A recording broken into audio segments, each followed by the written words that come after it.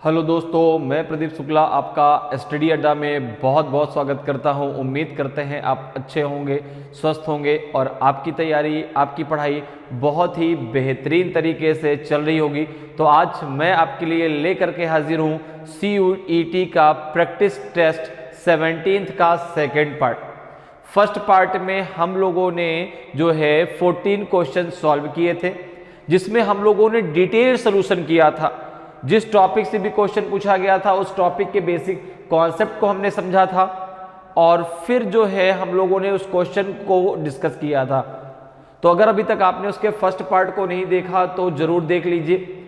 आज हम जो है इस सेकेंड पार्ट को 15th क्वेश्चन से स्टार्ट करेंगे और अभी तक जो है हम लोग 16th प्रैक्टिस टेस्ट कंप्लीट कर चुके हैं।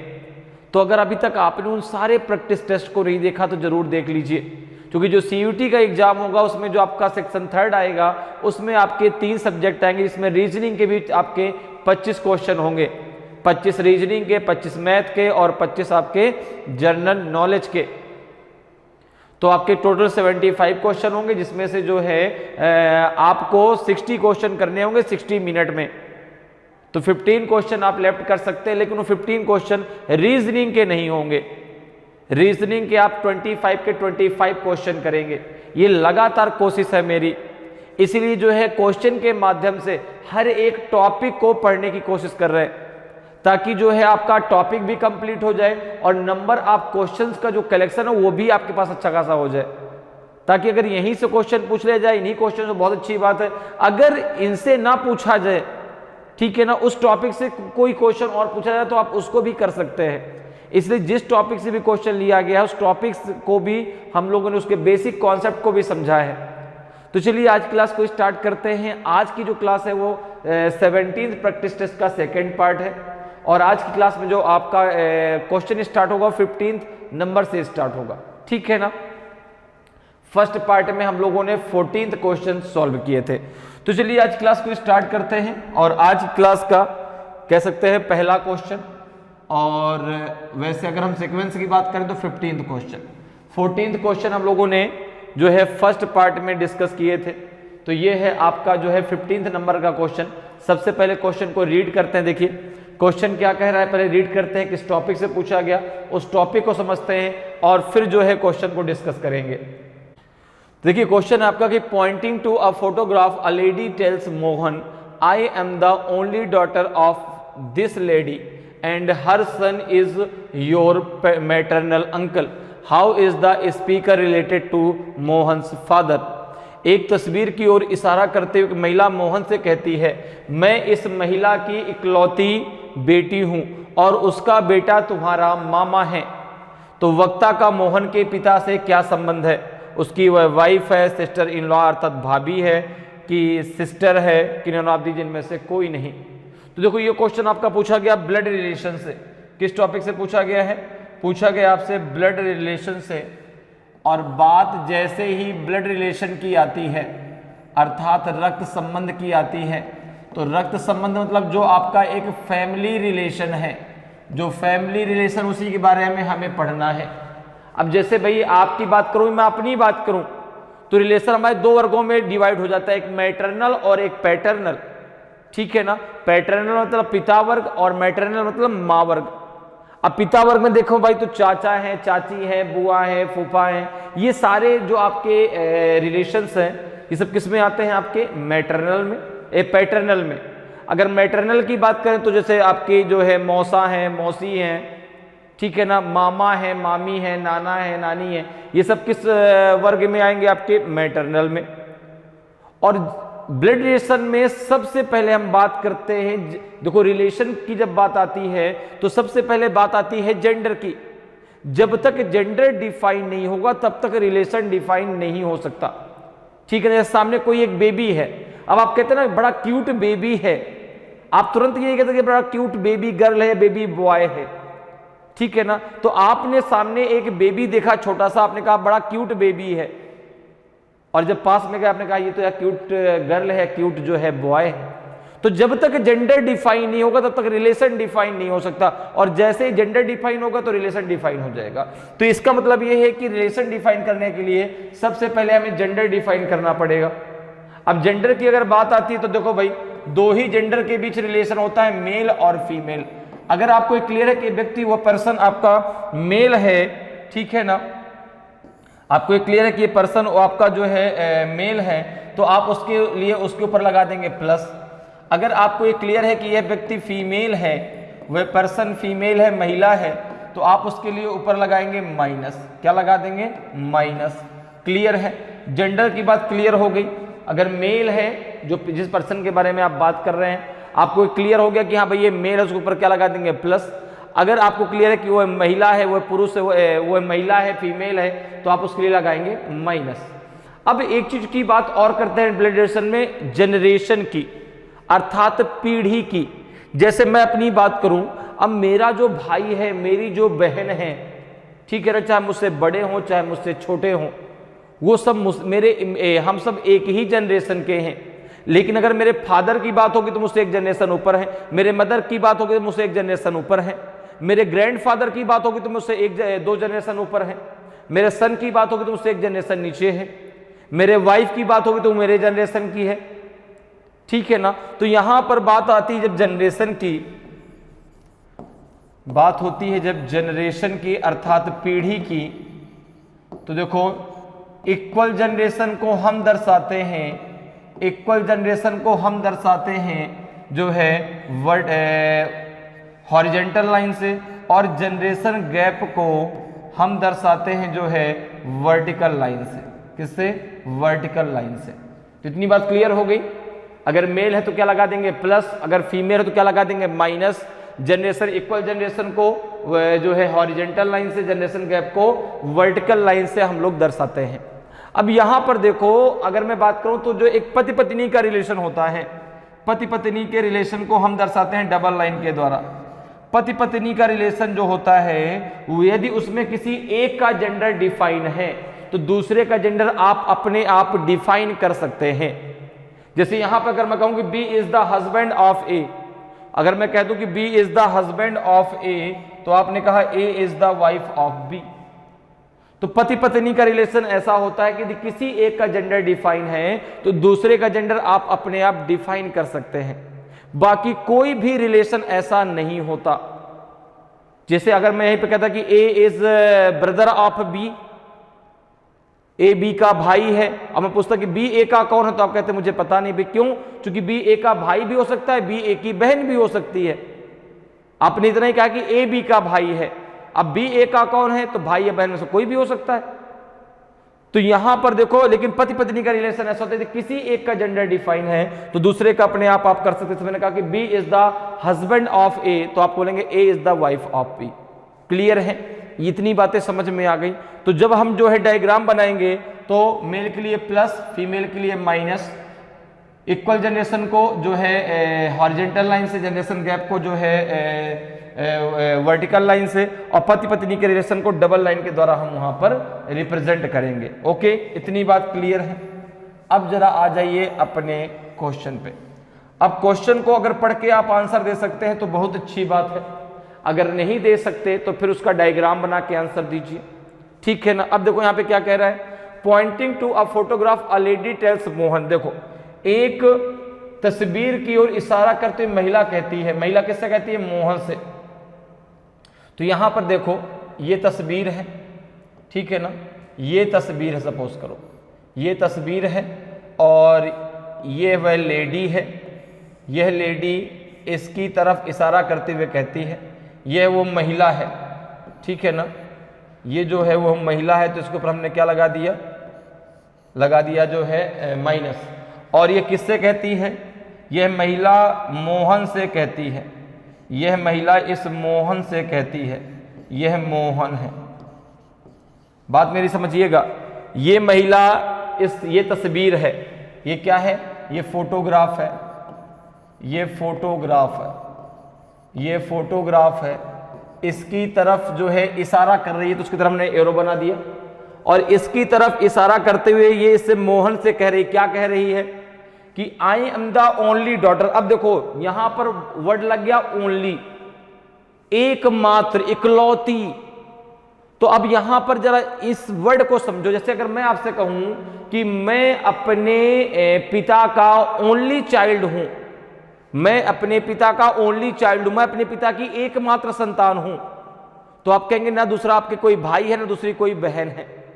अब अगर इसी स्टेटमेंट को मैं ऐसे बोलूं कि मैं अपने पिता का ओनली सन हूं, ठीक है ना, मैं अपने पिता का ओनली सन हूं, मैं अपने पिता का एकमात्र पुत्र हूं, तो दूसरा पुत्र नहीं हो सकता, पुत्रियां हो सकती हैं।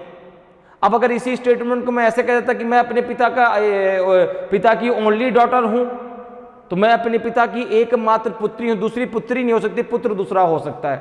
अब यहां पर भी देखो वही महिला कह रही है कि जो फोटोग्राफ की तरफ फोटोग्राफ है उसकी तरफ इशारा करते हुए कहती है कि आई am the only daughter of this lady, अर्थात ये फोटोग्राफ में भी महिला है, ठीक है ना, और ये जो है ये इसकी ओनली डॉटर है, एकमात्र पुत्री है, ठीक है ना, ये जो महिला है इसकी ओनली डॉटर है।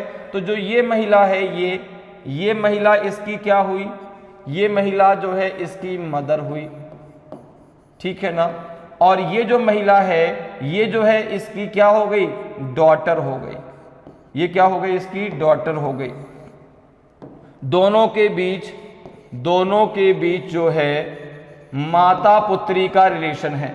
ये फोटोग्राफ वाली इसकी माँ है और ये लेडी इसकी डॉटर है। अब क्या कह रही है वही महिला आगे क्या कह रही है, and her son is your maternal uncle, अर्थात जो ये इसकी माँ है, जो ये लेडी है जो इसकी माँ है, इसका जो पुत्र है अर्थात इस लेडी का भाई, इस लेडी का भाई, यही तो इसका पुत्र हुआ भाई, इसकी जो माँ है उसका पुत्र कौन हुआ, इस लेडी का भाई हुआ। ये दोनों आपस में क्या हो गए, ये दोनों आपस में हो गए ब्रदर और सिस्टर। और कह रहा है कि जो इस लेडी का जो लड़का है वो तुम्हारा मामा है, तो मामा तो वैसे भी लगेगा, ठीक है ना, मामा तो वैसे भी लगेगा। तो जो ये है ये मोहन का मैटरनल अंकल है, मैटरनल अंकल है, ठीक है ना, मैटरनल अंकल है। वैसे अगर मैं अपनी बात करूं तो जो मेरी माँ है उनके जो भाई हैं मेरे क्या लगते हैं, मैटरनल अंकल। तो भाई देखो ये दोनों आपस में भाई बहन हो गए, क्योंकि ये जो इस लेडी की जो ये माँ है, भाई ये लेडी जो है इसकी ये माँ है और इसी का ये पुत्र है, तो ये दोनों आपस में भाई बहन हो गए। तो ये जो है इसका मैटरनल अंकल है, किसका, मोहन का। तो क्वेश्चन क्या कह रहा है, तो बताइए कि how is the speaker related to Mohan's father. तो बताइए कि वक्ता का, अब वक्ता कौन है, ये लेडी है, स्पीकर कौन है, ये लेडी, स्पीकर जो है वही यह लेडी है ये। अब इस लेडी का मोहन के पिता से क्या रिलेशन है, तो ये जो लेडी है यह मोहन की क्या लगेगी, माँ लगेगी। ये जो लेडी है ये मोहन की क्या लगेगी, तो आपने कहा ये मोहन की माँ लगेगी, मदर है। कैसे, बात समझ में आ गई, क्योंकि यह इकलौती बेटी है, इसकी दूसरी पुत्री है ही नहीं। तो भाई इन दोनों के बीच जो है भाई बहन का रिश्ता है। जब यह मामा है तो माँ का भाई ही तो मामा लगता है। तो जो यह लेडी है मोहन की क्या हो गई, माँ हो गई, मौसी नहीं हो सकती क्योंकि दूसरी पुत्री ही नहीं है। जो ये लेडी है इनकी दूसरी पुत्री नहीं, क्योंकि ये इनकी इकलौती बेटी है, तो यही मोहन की माँ है। तो मोहन के पिता से इसका क्या रिलेशन है, तो मोहन के पिता के ये जो है वाइफ है, मोहन के पिता की ये क्या है, वाइफ है। तो मोहन के पिता से इस लेडी का जो रिलेशन है वो वाइफ का रिलेशन है, अर्थात पत्नी का रिलेशन है। क्लियर है, तो आंसर ए आपका सही आंसर हो जाएगा। क्लियर। नेक्स्ट क्वेश्चन पे आते हैं। नेक्स्ट क्वेश्चन देखिए आपका 16th नंबर क्वेश्चन है। ये क्वेश्चन आपका पूछा गया है क्लासिफिकेशन से। किस टॉपिक से पूछा गया, क्लासिफिकेशन से। Select the odd one out, विषम को चुने। पहला दिया है अनिर्थोलॉजी बर्ड्स, दूसरा दिया है माइकोलॉजी फंगी, बायोलॉजी बॉटनी, और तीसरा है psychology algae, sorry phycology algae.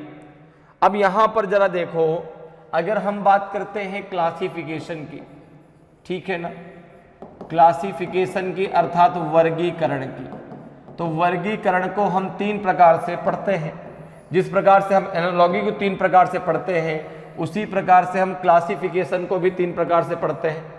Word classification, शब्दों का वर्गीकरण, दूसरा है नंबर क्लासिफिकेशन, संख्या का वर्गीकरण, और आपका एक होता है अल्फाबेट क्लासिफिकेशन, अर्थात अक्षरों का वर्गीकरण।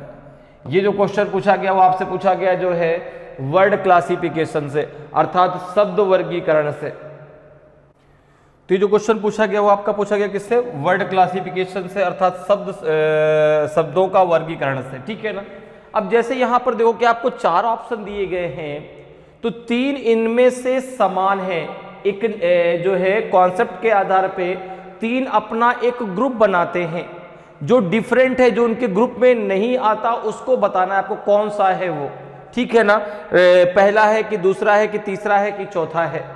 तो इन 4 में से 3 अपना एक ग्रुप बनाते हैं, ठीक है ना, लेकिन एक कोई भिन्न है। जैसे यहाँ पे देखो, अगर बात करें पहले की, तो ऑर्निथोलॉजी बर्ड्स, अर्थात जो पक्षी विज्ञान है उसमें हम बर्ड्स के बारे में, पक्षी के बारे में अध्ययन करते हैं, ठीक है ना।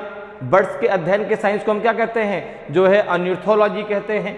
उसी प्रकार से जो फंगी है, अर्थात जो कवक है, उसके अध्ययन के साइंस को हम क्या कहते हैं? जो है माइकोलॉजी कहते हैं। अब अगर इसी प्रकार से हम एल्गी की बात करें, शैवाल की बात करें, तो एल्गी के अध्ययन के साइंस को हम क्या कहते हैं? फाइकोलॉजी कहते हैं। लेकिन ये दोनों अलग अलग साइंस हैं, बायोलॉजी और बॉटनी, ये दोनों अलग अलग साइंस हैं। तो यहां पर दोनों साइंस के नाम दे दिया है। बाकी जो यहां पर दिया है, तो एक जो है उसके अध्ययन के जो जिसमें उस चीज का अध्ययन किया जाता है, उसके साइंस के बारे में बताया गया। जैसे देखो भाई, बर्ड का अध्ययन ऑर्निथोलॉजी, फंगी का अध्ययन माइकोलॉजी, और एल्गी का अध्ययन फाइकोलॉजी। तो यहाँ पे जो आपका इनसे अलग हो जाएगा वो हो जाएगा ऑप्शन सी, ये आपका इनसे अलग है, ठीक है ना। ये तीनों आपस में एक ग्रुप बनाते हैं, लेकिन ये उनके ग्रुप में नहीं आता, तो ऑप्शन सी आपका सही आंसर हो जाएगा। क्लियर है। नेक्स्ट क्वेश्चन पे आते हैं। नेक्स्ट क्वेश्चन है आपका 17 नंबर का क्वेश्चन है।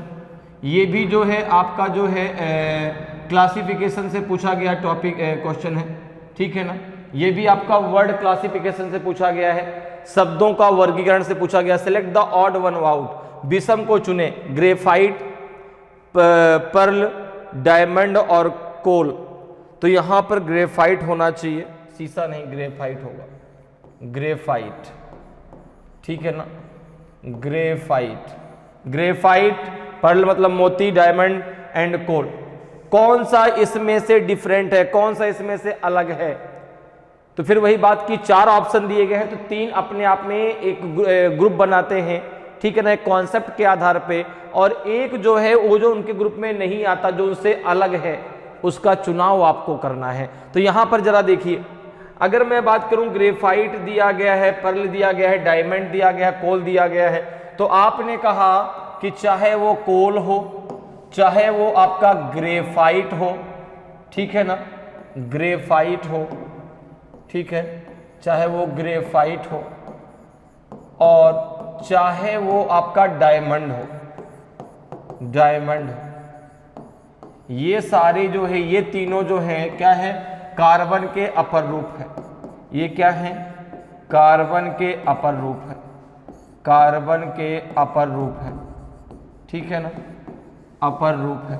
लेकिन आपका जो पर्ल है, जो मोती है, वो नहीं है, इसलिए इन तीनों का एक ग्रुप बनता है, लेकिन जो पर्ल है अर्थात जो मोती है वह इनके ग्रुप में नहीं आता, तो यह इनसे डिफरेंट होगा। तो ऑप्शन बी आपका सही आंसर हो जाएगा। क्लियर है। तो ग्रेफाइट, डायमंड और कोल, ये तीनों जो है कार्बन के अपर रूप है, लेकिन जो आपका पर्ल है वो कार्बन का अपर रूप नहीं होता, इसलिए जो है ऑप्शन बी आपका सही आंसर हो जाएगा। क्लियर है। नेक्स्ट क्वेश्चन पे आते हैं। नेक्स्ट क्वेश्चन देखिए भाई, 18th नंबर क्वेश्चन है। क्वेश्चन है आपका, सबसे पहले क्वेश्चन को रीड करते हैं। क्वेश्चन है आपका कि select the word which can not be form using the letters of the given word. उस शब्द का चयन करें जो दिए गए शब्द के अक्षरों का प्रयोग करके नहीं बनाया जा सकता। अब देखिए यहां पर आपको एक वर्ड दिया गया है, आपसे कहा गया कि भाई ये जो 4 ऑप्शन में आपको वर्ड दिए गए हैं, इनमें से एक वर्ड ऐसा है जो इस दिए गए वर्ड के अल्फाबेट का प्रयोग करके नहीं बनाया जा सकता। तो जो देखो वर्ड दिया गया है वो दिया गया आपका IMPASSIONABLE। अब इसमें आपको दो चीजें याद ध्यान देनी होती हैं कि जो आपका एक तो वो वर्ड नहीं बनेगा जिसमें इसके बाहर का कोई अल्फाबेट यूज हुआ होगा, या फिर एक वर्ड वो नहीं बन सकता जिसमें जो ये इस दिए गए वर्ड में जो लेटर यूज हुआ है वो उससे कम बार तो यूज हो सकता है, जितनी बार दिया उतनी बार यूज हो सकता है, और अगर किसी वर्ड में वह उससे अधिक बार लिया गया तो वो वर्ड भी नहीं बन सकता। जैसे यहां पे सपोज को जैसे एक आई आपका 2 बार आया है, देखो 1 और 2 आई है इस वाले वर्ड में। अब अगर किसी वर्ड में 3 बार आई यूज किया जाएगा तो वो वर्ड नहीं बन सकता। हाँ, आप 2 बार यूज कर लीजिए, आप जो है 1 बार यूज कर लीजिए, वो तो बन जाएगा। लेकिन अगर 2 से अधिक बार, 3 बार, 4 बार यूज किया गया तो फिर वो जो है वर्ड नहीं बन सकता, और या फिर कोई बाहरी अल्फाबेट यूज हो तो बनेगा ही नहीं। अब जैसे यहां पर देखो पहला है, पहले अगर हम बात करें पहले वर्ड की तो क्या पहला बन सकता है? आपने कहा IMPA देखो IMPASS, ABLE पहला बिल्कुल बन सकता है। दूसरे की अगर हम बात करें तो क्या है आपका देखो IMPOSS, तो IMPOSS भी है। IBLE देखो I भी है, BLE भी है, दूसरा ही बन सकता है। अगर हम तीसरे की बात करें तो क्या देखो IMPASSI, अब देखो V नहीं कहीं आया, इस पूरे वर्ड में कहीं भी आपका V नहीं है। देखो ये वर्ड क्या यहां कहीं पर है? आपने कहा नहीं, कहीं भी यूज नहीं हुआ, इसलिए ये आपका नहीं बन सकता। ठीक है ना? जब ये नहीं बन सकता तो ये भी बन सकता है भाई, एक ही वर्ड है जो नहीं बन सकता। आप चाहे इसको चेक भी कर सकते हो, देखो IMPASSION, ये भी बन सकता है। तो आपका कौन सा आंसर हो जाएगा? ऑप्शन सी आपका सही आंसर हो जाएगा।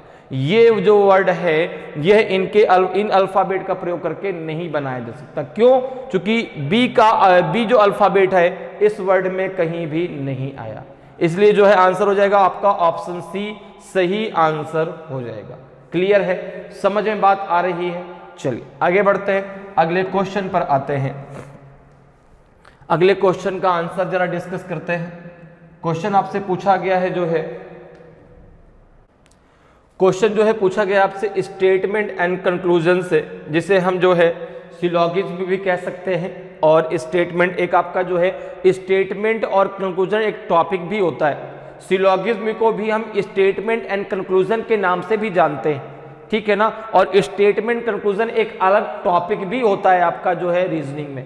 क्लियर है? अब देखिए क्वेश्चन आपका दिया गया है कि consider the given statements to be true and decide which of the given conclusions can definitely be drawn from the given statement. दिए गए कथन को सत्य माने और तय करें कि दिए गए कथनों में से कौन सा निष्कर्ष निश्चित रूप से निकाला जा सकता है। अब देखिए जो स्टेटमेंट दिया गया है उसको आपको 100% सही मानना है, चाहे वो जो भी कहे। अर्थात दिया गया जो स्टेटमेंट है वो यहां पर राजा है, जो कहेगा, जो आदेश जारी करेगा, जैसा कहेगा वैसा आपको मानना है, ठीक है ना? उसके साथ कोई भी आर्गुमेंट नहीं करना कि नहीं ऐसा नहीं हो सकता, वैसा जैसा वो कहे वैसा मानिए, और उसके आधार पर आपको निकालना है कंक्लूजन। तो जो कंक्लूजन आप निकालेंगे वो भी 100% सही होना चाहिए, 50% के यहां पर कोई चांस नहीं है, ठीक है ना? अब देखिए स्टेटमेंट क्या है। पहला, Rabindranath Tagore road many poems, Rabindranath Tagore ने कई कविताएं लिखी। दूसरा कह रहा है कि every poet has aesthetic knowledge, प्रत्येक कवि को सौंदर्यात्मक ज्ञान होता है। तीसरा है कि aesthetic is a part of axiological study, सौंदर्य शास्त्रीय अध्ययन का एक हिस्सा है। अब देखो कंक्लूजन पहला क्या है, Rabindranath Tagore did different axiological study, Rabindranath Tagore ने अलग अलग सौंदर्य शास्त्रीय अध्ययन किए। दूसरा है कि he followed the base of logic and ethics, उन्होंने तर्क और नैतिकता के आधार का पालन किया। तो अब यहां पर देखो जो आंसर आपको देना है वो आपको ए, बी, सी और डी के आधार पर देना है। ए कब देना है कि ओनली कंक्लूजन फर्स्ट फॉलो, तो आंसर ए दीजिए। बी कब देना है both conclusion first and second follow, तो आंसर बी दीजिए। सी कब देना है कि ओनली कंक्लूजन सेकंड फॉलो, तो आंसर सी दीजिए। और डी देना है आपका नन ऑफ दीज, इनमें से कोई नहीं। तो यहां पर देखो, अगर हम बात करें स्टेटमेंट की, तो स्टेटमेंट में यह बताया गया कि रविंद्रनाथ टैगोर ने बहुत सारी कविताएं लिखी हैं, कई कविताएं लिखी। Rabindranath Tagore road many poems. दूसरा ये कहा गया कि every poet has aesthetic knowledge, प्रत्येक कवि को सौंदर्यात्मक ज्ञान होता है। अब देखो यहां पर ज्ञान होता है, और यहां पे ये कहा गया है निष्कर्ष में कि Rabindranath Tagore did different axiological study. Rabindranath Tagore ने अलग अलग सौंदर्य शास्त्रीय अध्ययन किए। क्या ऐसी कोई जानकारी कि यहां पर स्टेटमेंट में दी गई है कि भाई उन्होंने जो है कितने प्रकार के सौंदर्य शास्त्र का अध्ययन किया है, एक्सियोलॉजिकल स्टडी की? आपने कहा नहीं। यहां पे तो केवल इतनी बात कही गई है कि भाई रविंद्रनाथ टैगोर ने कई कविताएं लिखी हैं, प्रत्येक कवि को जो है सौंदर्यात्मक ज्ञान होता है, और जो एक्सियोलॉजी है अर्थात जो सौंदर्य शास्त्र है वो जो है सौंदर्यात्मकता के अध्ययन का एक हिस्सा है। ठीक है ना, या कह सकते हैं कि जो सौंदर्यात्मक है वो सौंदर्य शास्त्र के अध्ययन का एक हिस्सा है। तो यहां पर जो पहला आपका कंक्लूजन है उसका वो आपका नहीं निकलेगा, क्योंकि इसके बारे में कुछ भी आपका जो है इस स्टेटमेंट में नहीं बताया गया, और जिसकी जानकारी स्टेटमेंट में नहीं दी गई उसके बारे में हम नहीं कह सकते। भाई जितनी जानकारी दी गई उसी के आधार पे हमें कंक्लूजन निकालना है। तो भाई यहां पर तो ये लिखा है कि रविंद्रनाथ टैगोर ने कई कविताएं लिखी, प्रत्येक कवि को जो है सौंदर्यात्मकता का ज्ञान होता है, और सौंदर्य शास्त्रीय जो अध्ययन है वो जो है सौंदर्यात्मकता जो सौंदर्यात्मक जो है वो सौंदर्य शास्त्रीय अध्ययन का एक हिस्सा है। तो इस बारे में ये जानकारी नहीं कि भाई रविंद्रनाथ टैगोर ने कितने सौंदर्य शास्त्री का अध्ययन किया, इसलिए पहला गलत। दूसरा क्या कह रहा है कि he followed the base of logic and ethics, नहीं, इसके बारे में भी कोई जानकारी जो है आपके इस स्टेटमेंट में नहीं दी गई। तो दोनों के दोनों गलत है, दोनों के दोनों गलत, पहला भी गलत दूसरा भी गलत। तो आंसर हो जाएगा ऑप्शन आपका डी, नन ऑफ दीज, इनमें से कोई नहीं।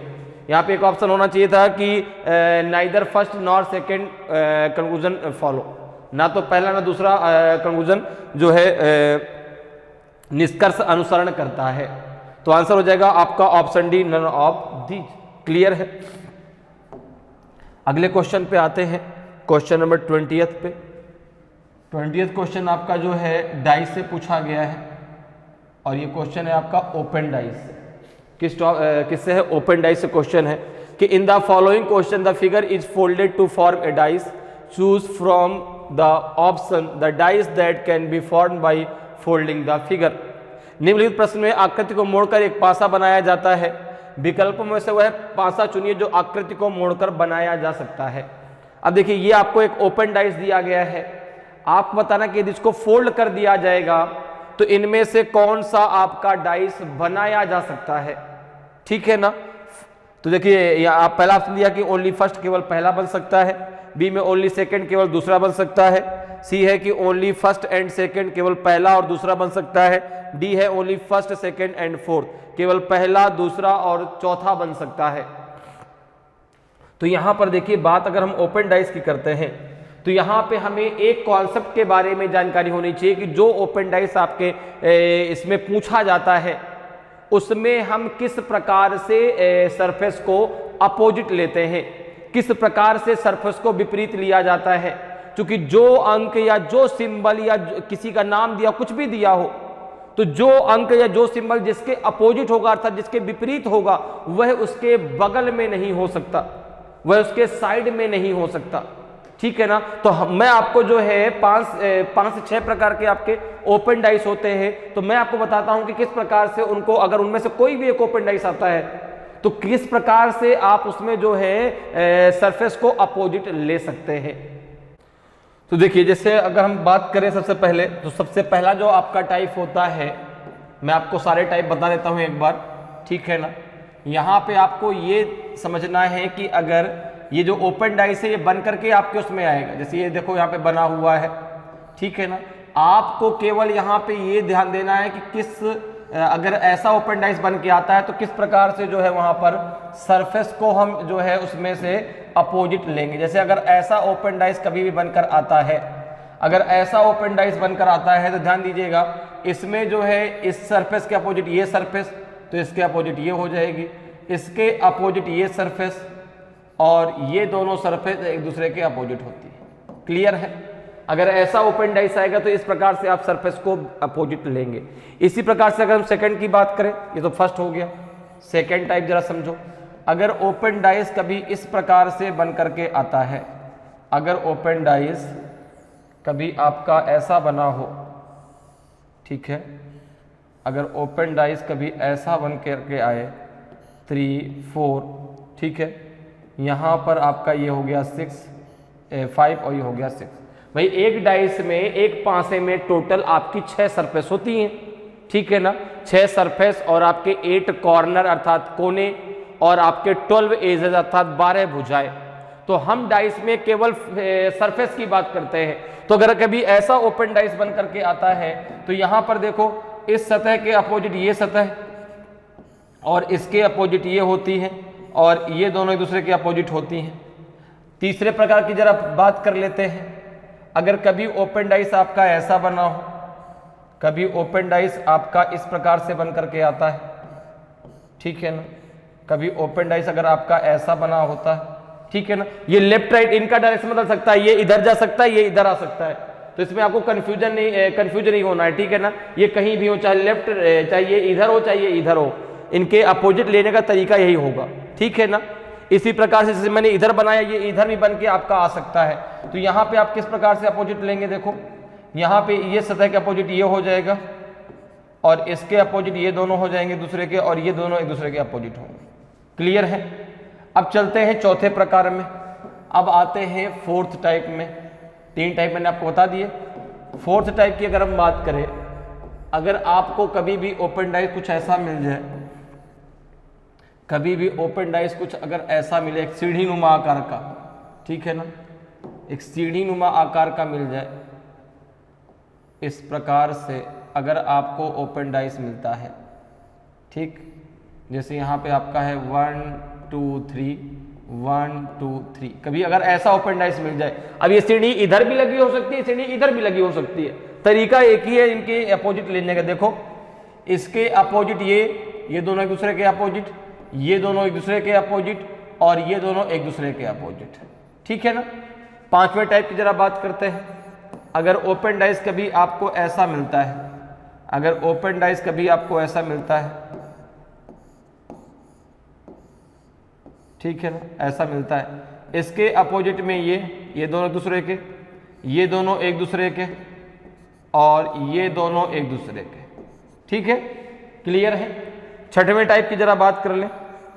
अगर ओपन डाइस कुछ ऐसा मिलता है आपको, ओपन डाइस कुछ ऐसा मिलता है जिस प्रकार से आपके इसमें बना हुआ है, ओपन डाइस कुछ ऐसा मिलता है,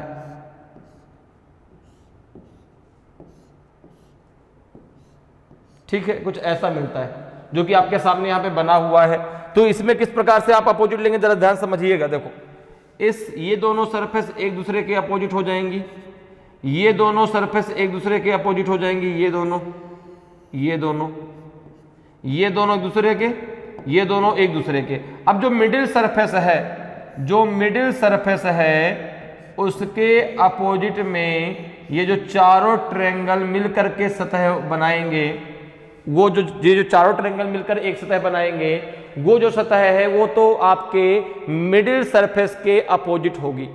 क्लियर है भाई? ये टोटल तो 6 सरफेस ही होंगी ना, 7 तो हो नहीं जाएंगी, क्योंकि एक डाइस में 6 सरफेस ही होती है। तो ये जो आपके चारों ट्रायंगल मिलकर के एक सतह बनाएंगे, ये जाएगी मिडिल सरफेस के विपरीत में। क्लियर है? बात समझ में आ गई? तो ये 6 प्रकार के आपके ओपन डाइस होते हैं। ओपन डाइस बन करके आते हैं, जैसे यहाँ पे देखिए बना हुआ है। अब आपको बताना इसमें कौन सा जो है यहाँ पर, इसको अगर फोल्ड करें तो कौन सा आपका बन सकता है, जो जिसके अपोजिट में होगा, चाहे वो सिंबल हो, चाहे वो नंबर हो, चाहे किसी का नाम हो, उसके बगल में नहीं हो सकता। फोल्ड करने में इस चीज को ध्यान देना होता है। जैसे यहाँ पर देखें तो ये जो आपका ओपन डाइस बना है, इसमें इसका अपोजिट ये होगा, इसका अपोजिट ये हो जाएगा, और जो मिडिल आपकी जो मिडिल है, जो मिडिल सरफेस है, उसके अपोजिट में जो है ये चारों ट्रायंगल मिलकर के जो सरफेस बनाएंगे वो हो। ठीक है ना? जैसे यहाँ पे ये दोनों ब्लैंक है, ये आपकी ब्लैक है, ये पूरी ऐसी ब्लैक इस प्रकार से, ठीक है ना। और ये जो है इसमें कुछ डायग्राम बना हुआ है, इधर वाले कुछ डायग्राम बना हुआ है, अर्थात एक ट्रायंगल के अंदर एक ट्रायंगल और कुछ ऐसा, ठीक है ना। बात मेरी समझ में आ गई। तो यहां पर देखो दो ब्लैंक सरफेस जो है, दो ब्लैंक सरफेस एक दूसरे के अपोजिट हैं, और एक जो आपका सर्कल है वो आपका स्क्वायर के अपोजिट है। क्लियर है। अब जरा देखो कौन सा बन सकता है। क्या पहला बन सकता है? आपने कहा बिल्कुल बन सकता है पहला। क्यों बन सकता है? देखो ये है, ये दोनों में से कोई हो सकता है, ये दोनों एक दूसरे के अपोजिट हैं, ये दोनों में से कोई एक हो सकता है, ठीक है ना। तो इसलिए पहला तो बन सकता है। दूसरे की अगर हम बात करें तो दूसरा नहीं बन सकता। दूसरा नहीं बन सकता। क्यों नहीं बन सकता? जरा ये बात समझो। देखो तीन आपकी सरफेस ब्लैंक है, तीन सरफेस ब्लैंक है। अब अगर ये नहीं होगी तो ये दोनों होंगी, भाई दो तो होंगी ना। और ये जो है यहां पर नहीं हो सकती, क्योंकि ये देखो आपका ये जो ट्रायंगल मिलकर के एक सरफेस बनाएंगे, इसके अपोजिट में कौन आएगा? ब्लैंक। अगर भाई हम ये मान लेते हैं कि ये दोनों होंगी तो ये तो हो नहीं सकती, क्योंकि ये ट्रायंगल वाली सरफेस यहां पर दी गई है। और अगर ये नहीं होगी तो फिर ये दोनों में से दोनों भी नहीं हो सकती। क्यों? क्योंकि ये दोनों दूसरे के अपोजिट हैं, और जो एक दूसरे के अपोजिट है वो उसके बगल में नहीं हो सकती, इसलिए दूसरा तो बन नहीं सकता। तो आपने कहा चौथा भी नहीं बन सकता। फिर अगर दूसरा नहीं बन सकता चौथा भी नहीं बनेगा, तीसरे की बात तीसरा भी नहीं बनेगा। क्यों? क्योंकि सर्कल के अपोजिट में क्या है? आपका स्क्वायर है, तो सर्कल के बगल में स्क्वायर नहीं हो सकता। तो केवल पहला बन सकता है, तो ऑप्शन ए आपका सही आंसर हो जाएगा। ओनली फर्स्ट, केवल आपका पहला जो है डाइस बनाया जा सकता है। क्लियर है। नेक्स्ट क्वेश्चन पे आते हैं। नेक्स्ट क्वेश्चन देखिए भाई, 21st क्वेश्चन है। क्वेश्चन है आपका जो है कि find the number of straight line in the following figure. निम्नलिखित आकृति में सीधी रेखाओं की संख्या ज्ञात कीजिए। अब इसमें जो है आपको स्ट्रेट लाइन काउंट करना है, जो डायग्राम आपको दिया गया है। कितनी सीधी रेखाएं हैं? 11 है, 14 है, 15 है कि 16 है? तो देखिए ये जो क्वेश्चन आपसे पूछा गया वो पूछा गया है काउंटिंग ऑफ फिगर टॉपिक से। किससे पूछा गया है? काउंटिंग ऑफ फिगर, ठीक है ना। काउंटिंग ऑफ फिगर अर्थात आकृतियों की गिनती। काउंटिंग ऑफ फिगर अर्थात आकृतियों की गिनती, ठीक है ना। अब इसमें आपको काउंट करना है स्ट्रेट लाइन, अर्थात जो एक छोर से दूसरे छोर तक जाती है, ठीक है ना। जैसे अगर हम यहां पर बात करें तो देखो यहां पे आपको इस डायग्राम में दो स्क्वायर दिखाई पड़ रहे हैं। एक स्क्वायर तो ये बाहर वाला दिखाई पड़ रहा है, देखो ये एक स्क्वायर आपको ये दिखाई दे रहा है। फिर आप ऐसे करो देखो, या फिर आप ऐसे करो देखो, यहां पे जो पॉइंट है इन पॉइंट को मैं ABCD कुछ नाम दे देता हूं। जैसे मैंने यहां पे दे दिया, देखो इसको, इस पॉइंट को मैंने नाम दे दिया A, ठीक है ना। इस पॉइंट को B, इस पॉइंट को C, और इस पॉइंट को मैंने नाम दे दिया D। और देखो जरा, एक पॉइंट आपको ये दिखाई दे रहा है E, B के बाद D के बाद ये E, ये F, ये G, ये आपका H, ये I, फिर आपका देखो ये J, ये K, ये L, यहाँ पर देखो M, यहाँ पे N, यहाँ पे O, ठीक है ना। क्लियर। अब जरा देखो आप काउंट जरा करो। देखो पहली स्ट्रेट लाइन आपको मिलेगी AD, दूसरी मिलेगी AB, तीसरी मिलेगी आपको CD, और चौथी मिलेगी आपको BC। चार ये मिल गई। क्लियर है। अब देखो अगर आप ध्यान से देखें तो ये चार इसी प्रकार से आपको अभी और मिलेंगी। कौन सी? एक मिलेगी NK, एक मिलेगी आपको यहां पर एक पॉइंट छूट गया है, इस पॉइंट को भी नाम आप दे दीजिए P, ठीक है ना। इस पॉइंट को P दे दीजिए नाम, ठीक है ना। तो एक यहां पे मिल जाएगी जो है NK के बाद मिल जाएगी क्या आपको KP, एक आपको मिलेगी जो है NF, और एक मिल जाएगी आपकी PF। चार ये हो गई, चार कितने हो गई? 8 हो गई। क्लियर है। अब जरा देखो, अगर आप यहां पे ध्यान दें तो एक आपको मिलेगी AC, एक मिलेगी AC, और एक मिलेगी BD। दो ये हो गई। अब इसी प्रकार देखो एक मिलेगी आपको जेई, एक मिलेगी KF, एक मिलेगी आपको LG, ठीक है ना। इसी प्रकार से अगर आप देखें तो एक मिलेगी आपको MI, एक मिलेगी MI, एक मिलेगी NP, एक मिलेगी जो है आपकी क्या OH, बस BC आपने पहले काउंट कर रखी है। तो कितनी हो गई टोटल, जरा काउंट कर लीजिए टोटल कितनी हो गई। 1 2 3 4 5 6 7 8 9 10 11 12 13 14 15 16, टोटल जो है आपकी 16 स्ट्रेट लाइन है इसमें। तो ऑप्शन डी आपका सही आंसर हो जाएगा। क्लियर है, ऑप्शन डी आपका सही आंसर हो जाएगा। ध्यान रखिएगा ये स्ट्रेट लाइन नहीं है, ये स्ट्रेट लाइन नहीं है, पूरा यहां से यहां तक है पूरी स्ट्रेट लाइन। तो जो बीच में आए उसको स्ट्रेट लाइन नहीं काउंट करना है, ठीक है ना, इस बात को ध्यान दीजिएगा। तो यहां पे जो है आंसर आपका डी जो है बिल्कुल सही आंसर होगा। क्लियर। नेक्स्ट क्वेश्चन पे आते हैं। नेक्स्ट क्वेश्चन आपका 22वां क्वेश्चन है और ये आपका पूछा गया है स्मॉल लेटर सीरीज, ठीक है ना। मैं आपसे पहले बताया था कि भाई जब सीरीज की हम बात करते हैं, सीरीज दो प्रकार से पूछी जाती है। फर्स्ट वाले पार्ट मैंने बताया आपको, एक नंबर सीरीज और एक अल्फाबेट सीरीज। अल्फाबेट सीरीज दो प्रकार से पूछी जाती है, कैपिटल लेटर सीरीज और स्मॉल लेटर सीरीज।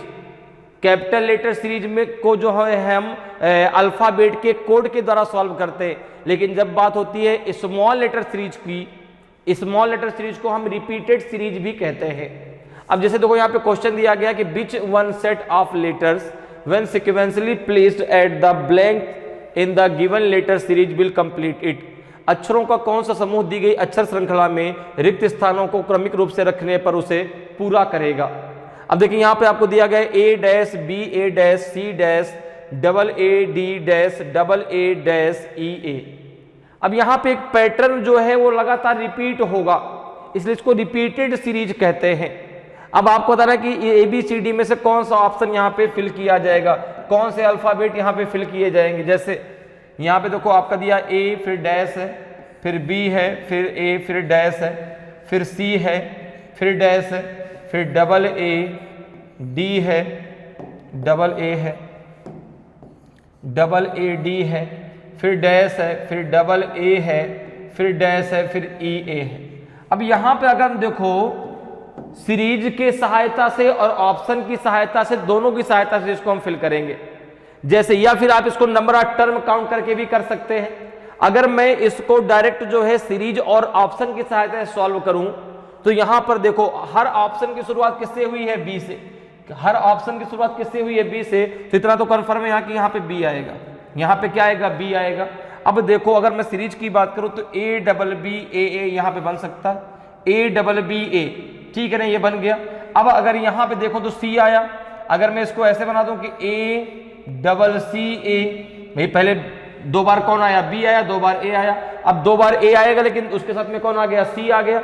अब देखो यहाँ पे D की अगर बात करूं तो A डबल D A बन जाएगा।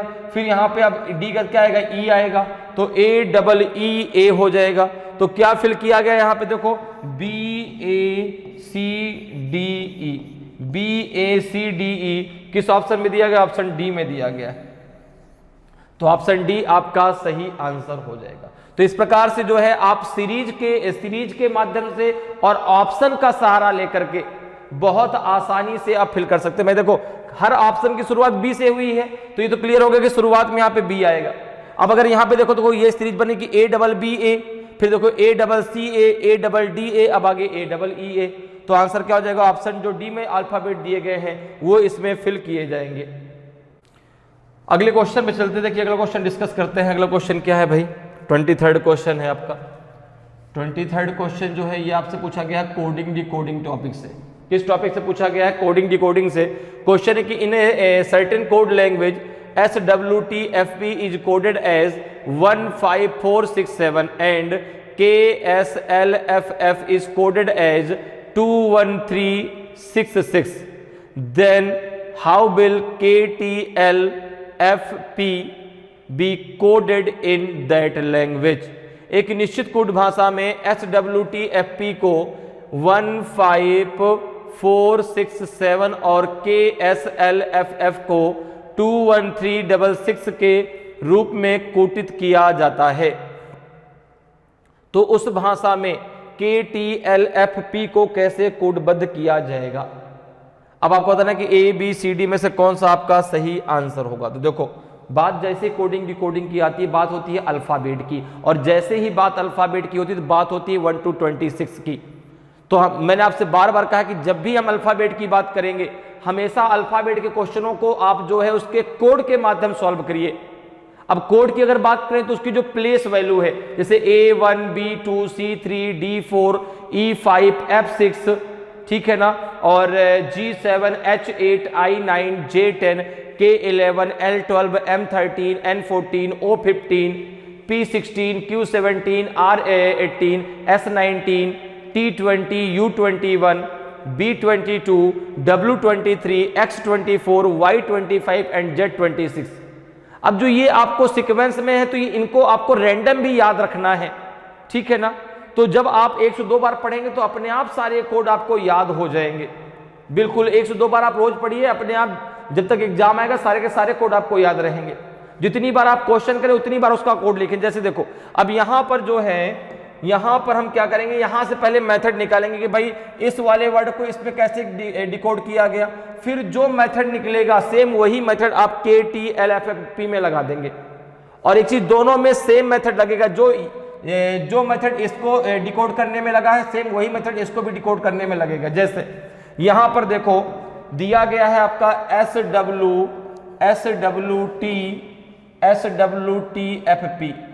SWTFP को किस में डिकोड किया गया, 15467 154 और फिर है आपका जो है यहाँ पे 6 और फिर है 7, ठीक है ना।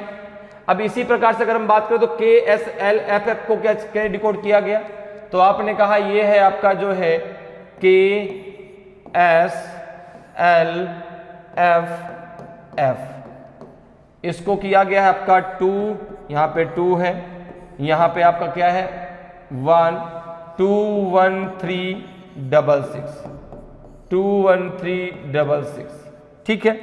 अब देखो अगर हम बात करें कोड की, ठीक है, यहां पे आप इसको अभी ऐसे मत लगाइए, हो सकता है भाई इसमें कुछ और मेथड लगे, ठीक है ना।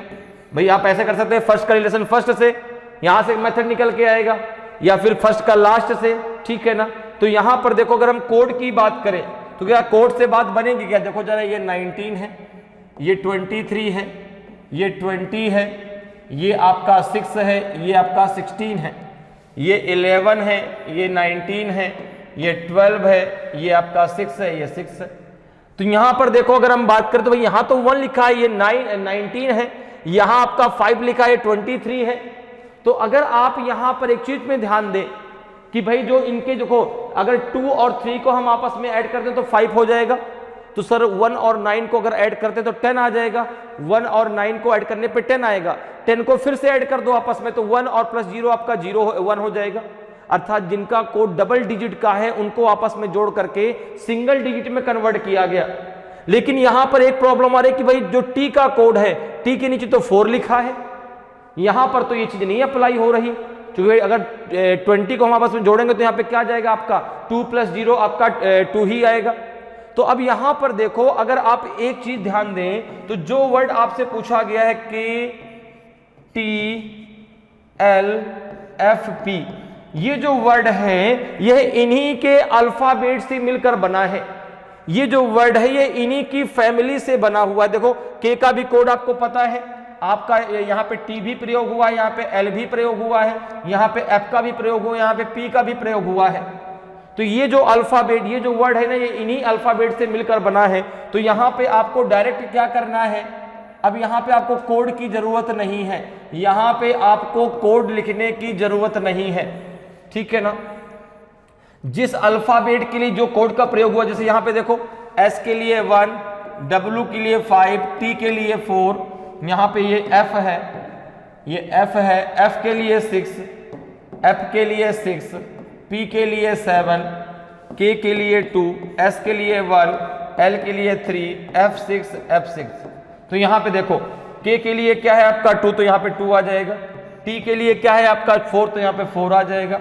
L के लिए क्या है आपका देखो तो 3, तो यहाँ पे 3 आ जाएगा। F के लिए 6 और P के लिए है आपका 7। यही आपका आंसर हो जाएगा 2 4 3 6 7। ऑप्शन ए आपका सही आंसर होगा, क्योंकि जो ये वर्ड है ये इन्हीं अल्फाबेट से मिलकर के बना है। क्लियर है, समझ में बात आ रही है? ठीक है, तो आंसर ए आपका सही आंसर होगा। अगले क्वेश्चन पर आते हैं। 24 नंबर का क्वेश्चन है। क्वेश्चन आपसे पूछा गया ब्लड रिलेशन से। मैंने ब्लड रिलेशन आपको जो है शुरुआत में समझाया था कि जैसे ही बात ब्लड रिलेशन की आते से पहले बात जेंडर की होती है, और जेंडर में अगर मेल है तो प्लस, फीमेल है तो माइनस लगाएंगे। जनरेशन की जब बात होती है, जनरेशन गैप को हम दर्शाते हैं वर्टिकल लाइन से, और इक्वल जनरेशन को जो है हॉरिजेंटल लाइन से। अब देखो ये जो क्वेश्चन है ये पूछा गया है आपका जो है क्वेश्चन बेस्ड ऑन सिंबल, चिन्हों पर आधारित प्रश्न से। यहां पे सिंबल का आपको मीन्स दिया गया है। क्वेश्चन के following question are based on the information given below. निम्नलिखित प्रश्न नीचे दी गई जानकारी पर आधारित है। पहली जानकारी है कि P multiply Q means P is the father of Q। P गुणे Q का अर्थ है P Q का पिता है।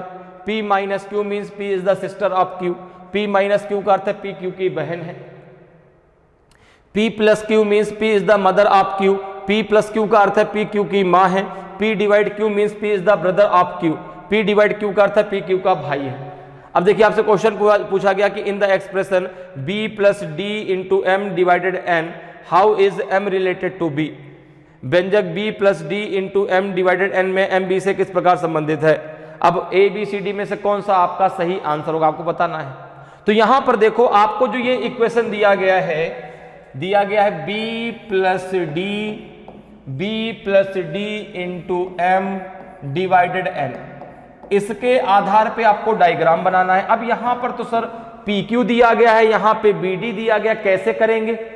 तो आपको क्या करना है कि भाई PQ पहले पर्सन को P, दूसरे पर्सन को Q मान लेना है। जैसे यहां पर देखो, अब अगर मैं देखो तो इसके आधार पर मैं डायग्राम कैसे बनाऊंगा, तो B प्लस D। अब प्लस का क्या अर्थ है, देखो प्लस का अर्थ है P plus Q means P is the mother of Q। तो यहां पे P का काम कौन करेगा, B, और D किसका काम करेगा, Q का। तो B is the mother of D। तो D को हमने नीचे बढ़ा दिया, देखो ये ठीक है ना, जनरेशन गैप। ठीक है, तो B जो है वह D की माँ है, तो B ऊपर D नीचे। D उसका लड़का है कि उसकी लड़की है, अभी हमें क्लियर नहीं है। अब आगे जरा देखिए, D और M के बीच में क्या लगा है, मल्टीप्लाई। मल्टीप्लाई का क्या अर्थ है, तो P मल्टीप्लाई Q मीन्स है P is the father of Q। तो देखो D मल्टीप्लाई, अब ये P का काम करेगा या Q का काम करेगा, तो D is the father of M, तो M और नीचे जाएगा। भाई देखो B is the mother of D और D is the father of M। ठीक है ना। अब जरा आगे देखो क्या कह रहा है, अब M और N के बीच लगा है डिवाइड। डिवाइड का क्या मीन्स है, P divide Q means P is the brother of Q, तो M is the brother of M। M is the brother of M। ठीक है ना। अब N M का कौन है, उसका भाई है कि बहन, नहीं क्लियर है।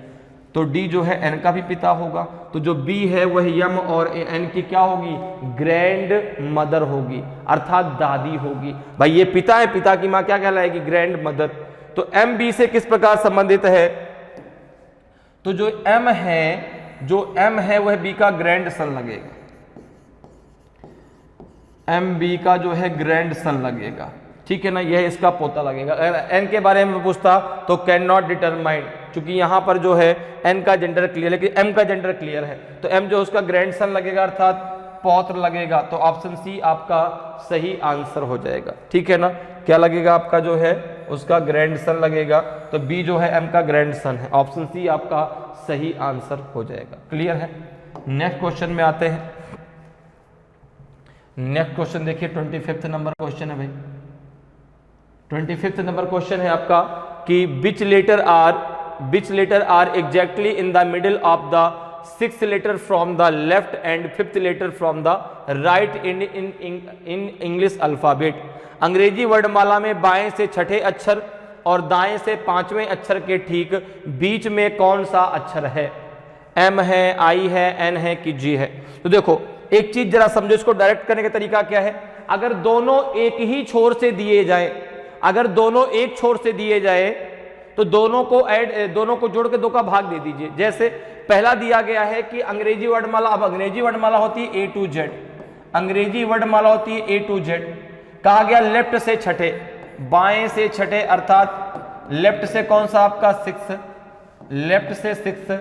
अब कह रहा कि राइट से, राइट से उसने कहा, राइट से कौन सा 5th, राइट से कौन सा कहा उसने 5th। तो एक काम करो, आप राइट को लेफ्ट में कन्वर्ट कर लो, राइट को लेफ्ट में कन्वर्ट कर लीजिए। और राइट को लेफ्ट में कन्वर्ट करने के लिए क्या करेंगे, 27 से माइनस, 27 माइनस 5, तो ये हो जाएगा 22। कितना हो जाएगा 22। तो अब देखो जैसे आपने इसको 27 से माइनस कर दिया, अब ये बन गया लेफ्ट से 22, ठीक है ना। क्या बन गया, लेफ्ट से 22, लेफ्ट से 6, लेफ्ट से 22, दोनों के मध्य कौन सा लेटर होगा, तो 22 प्लस का 6 डिवाइडेड बाई 2, तो ये हो जाएगा आपका 28 डिवाइडेड बाई 2 आ जाएगा आपका 14, और 14 नंबर पे आपका होता है n, 14th नंबर पे होता है आपका n। तो आपका ऑप्शन सी सही आंसर हो जाएगा, ऑप्शन सी आपका सही आंसर हो जाएगा। लेकिन ये तभी कर सकते हैं जब दोनों एक ही छोर से हो। तो अगर एक छोर से नहीं है तो उसको बना लीजिए। तो राइट एंड को लेफ्ट एंड में कन्वर्ट करने के लिए 27 से माइनस कर दीजिए। तो यहां पे जैसे हमने माइनस किया तो जो ये आपका राइट एंड से दिया गया था वो लेफ्ट एंड में कन्वर्ट हो गया। अब देखो दोनों को हमने जोड़ के 2 का भाग दिया, कितना गया 14, 14 किसका कोड होता है n का। तो ऑप्शन सी आपका सही आंसर हो जाएगा। क्लियर है। नेक्स्ट क्वेश्चन पे आते हैं। क्वेश्चन नंबर 26 है आपका, क्वेश्चन नंबर 26 है। क्वेश्चन है आपका कि जो है ये आपको वर्डमाला दी गई है ए से जेड तक। क्वेश्चन है कि if the second half of the given alphabet is written in the reverse order which letter will be 7th to the right of the 12th letter from the left end. यदि दिए गए वर्ण के दूसरे भाग को उल्टे क्रम में लिखा जाए तो कौन सा अक्षर बाएं छोर से 12वें अक्षर के दाएं से 7वां अक्षर होगा। आर होगा, एस होगा, यू होगा कि नन ऑफ दीज होगा। तो देखो यहां पर क्या करना है, आपको जो ये अल्फाबेट दी गई है टोटल भाई अल्फाबेट कितने होते हैं 26 होते हैं। 26 को अगर हम 2 से डिवाइड कर दें तो आपका 13 आ जाएगा। तो फर्स्ट हाफ हो जाएगा आपका ए से एम तक और सेकंड हाफ हो जाएगा आपका एन से जेड तक। ये फर्स्ट हाफ है, ये सेकंड हाफ है। क्वेश्चन कह रहा है कि ए टू जेड में जो आपका सेकंड हाफ है उसको आप रिवर्स ऑर्डर में लिख दीजिए। मतलब ये है, देखो अब वर्णमाला कैसे आपको मिलेगी। आपने कहा A B C D E F G, फिर यहां पे एच आई जे के एल एम। अब देखो एम के बाद यहां पे आपका एन आना चाहिए, यहां पे आपका जेड आएगा, जेड वाई एक्स, फिर आपका क्या आएगा यहां पे Z Y X W V, फिर आएगा आपका यू टी एस आर, फिर आएगा आपका यहां पे क्यू पी ओ और लास्ट में आ जाएगा आपका एन। क्लियर है। अब देखो एक चीज और जरा समझ लो, जहां से अल्फाबेट लिखना स्टार्ट करते हैं इसे हम बोलते हैं लेफ्ट एंड, ठीक है ना। जहां से हमने अल्फाबेट लिखना स्टार्ट किया है इसको हम बोलेंगे लेफ्ट एंड, इसको क्या बोलेंगे लेफ्ट एंड, ठीक है। और जहां पे हमारी अल्फाबेट खत्म हुई है इसको हम बोलेंगे राइट एंड, इसको हम बोलेंगे राइट एंड, इसको हम क्या बोलेंगे राइट। क्लियर है। तो ये हो गया लेफ्ट एंड और ये हो गया राइट एंड। दूसरी बात जरा समझिए, यहां पर जो अल्फाबेट लिखे हैं, यहां पर जो अल्फाबेट चाहे वो के हो चाहे वो डब्ल्यू चाहे कोई भी अल्फाबेट हो, उसका जो लेफ्ट राइट होगा, उस अल्फाबेट का जो लेफ्ट राइट होगा वो हमारे आपके लेफ्ट राइट के बराबर होगा। जो हमारा राइट उसका राइट, जो हमारा लेफ्ट उसका लेफ्ट। इसलिए यहां से एक चीज जरा और समझ लीजिए, यहां से इस टेबल को ध्यान दीजिएगा। अगर आपके क्वेश्चन में लेफ्ट लेफ्ट आता है तो वो आपस में माइनस होता है, अगर लेफ्ट राइट आता है तो वो आपका प्लस होता है, अगर लेफ्ट राइट आता है तो क्या होता है प्लस होता है, ठीक है ना। अगर इसी प्रकार से राइट राइट आता है तो ये क्या होता है माइनस, और राइट लेफ्ट अगर आता है तो ये क्या होता है प्लस। इस टेबल को याद रखिएगा। अब देखिए क्वेश्चन कह रहा है कि कौन सा अक्षर बाएं छोर से अर्थात लेफ्ट एंड से, ठीक है ना, which letter will be the 7th to the right of the 12th letter from the left end. अब देखो जो 12th लेटर आएगा लेफ्ट एंड से वो फर्स्ट हाफ में आएगा, क्योंकि एक हाफ में 13th लेटर होते हैं, फर्स्ट में 1 to 13, सेकंड में 14 to 26। तो यहां पे अगर मैं बात करूं देखो, तो ये आपका क्वेश्चन ये दिया गया है, ये टेबल आपको क्लियर समझ में आ गई कि लेफ्ट एंड से 12th लेटर के राइट में 7th लेटर क्या होगा। यही तो कह रहा है कि कौन सा अक्षर बाएं छोर से 12वें अक्षर के दाएं से 7वां होगा। तो लेफ्ट से जो है 12वें के राइट में 7th लेटर पूछना है। तो देखो आपको टेबल मैंने बताई है, left left minus left right plus right right minus right left plus. तो राइट लेफ्ट राइट क्या हो जाएगा आपका, प्लस हो जाएगा। तो ये हो जाएगा आपका 12 प्लस 7, तो ये आ जाएगा आपका 19। कितना आ जाएगा 19। तो लेफ्ट से आपको 19th लेटर काउंट करना है, अर्थात लेफ्ट एंड से। तो 19th जब काउंट कर 13 तो ये आ जाएगा 13 14 15 16 17 18 19। आंसर क्या आ जाएगा यू। आंसर क्या आ जाएगा आपका यू। यस नहीं होगा, ध्यान रखना, इसलिए कि सेकंड हाफ किसमें है, रिवर्स ऑर्डर में है, तो इसलिए इसका आंसर है यहाँ पे यस नहीं आएगा। तो क्या आएगा आपका आंसर, यू आ जाएगा। तो ऑप्शन सी आपका सही आंसर हो जाएगा। ठीक है, ऑप्शन सी आपका सही आंसर हो जाएगा। क्लियर। अगले क्वेश्चन पे चलते हैं। अगला क्वेश्चन है आपका 27 नंबर का क्वेश्चन है। क्वेश्चन आपका पूछा गया है नॉन वर्बल रीजनिंग से। क्वेश्चन है कि in this question a figure x is given, okay, choose a figure from the 4 options such that this figure and the figure x can form a complete square after fitting each other। इस प्रश्न में एक आकृति x दी गई है, 4 विकल्पों में से एक ऐसी आकृति चुने कि यह आकृति और आकृति x एक दूसरे को फिट करने के बाद एक पूर्ण वर्ग बना सके। तो देखो जो आपको x में आकृति दी गई है, इन ए बी सी डी में कौन सी आकृति ऐसी उसमें फिक्स कर दी जाए, फिट कर दी जाए, जिसे फिट करने पे ये पूरा एक कंप्लीट स्क्वायर बन जाए। तो जरा देखो भाई कौन सा है, क्या पहला है क्या? आपने कहा अगर पहले को करेंगे तो पहला तो होगा ही नहीं, क्योंकि जिस प्रकार से दिया उसी प्रकार से रखना है। ठीक है, जिस प्रकार से दिया उसी प्रकार से, इसको अगर ऐसे रखेंगे तो ये बनेगा ही नहीं। दूसरे की अगर बी की बात करें तो बी भी नहीं बनेगा, देखो बी को भी नहीं आप रख पाएंगे। अगर हम सी की बात करें तो सी भी नहीं आएगा। डी की बात करें देखो डी आ जाएगा, देखो ये पार्ट यहां पर आ जाएगा, ये वाला पार्ट यहां पे आ जाएगा, ये वाला पार्ट यहां पे फिक्स हो जाएगा, ये वाला पार्ट यहां पर फिक्स हो जाएगा, ये वाला पार्ट यहां पर हो जाएगा, ये वाला पार्ट यहां हो जाएगा और ये वाला पार्ट इसमें फिक्स हो जाएगा। पूरा का पूरा कंप्लीट स्क्वायर बन जाएगा। तो आंसर कौन सा हो जाएगा? ऑप्शन डी आपका सही आंसर होगा। जो ऑप्शन डी में दी गई है उस आकृति को रखने पर ये पूरा एक कंप्लीट, इनको आपस में फिट करने पर एक कंप्लीट स्क्वायर बनके तैयार हो जाएगा। तो इस प्रकार से आप बहुत आसानी से और कम समय में रीजनिंग के क्वेश्चनों को सॉल्व कर सकते हैं। उम्मीद करते हैं कि आज क्लास आपको बहुत अच्छे से समझ में आई होगी। अगर आज की क्लास आपको अच्छी लगी हो, आज का वीडियो आपको अच्छा लगा हो और अभी तक आपने वीडियो को लाइक नहीं किया तो वीडियो को लाइक जरूर करें। अगर आप नए हैं और अभी तक आपने चैनल को सब्सक्राइब नहीं किया तो चैनल को सब्सक्राइब जरूर कर लें, ताकि आपको क्लास की जानकारी समय समय पर मिलती रहे और आपकी तैयारी बेहतरीन तरीके से चलती रहे। तो आज के लिए इतना ही, फिर मिलेंगे। जय हिंद, जय भारत।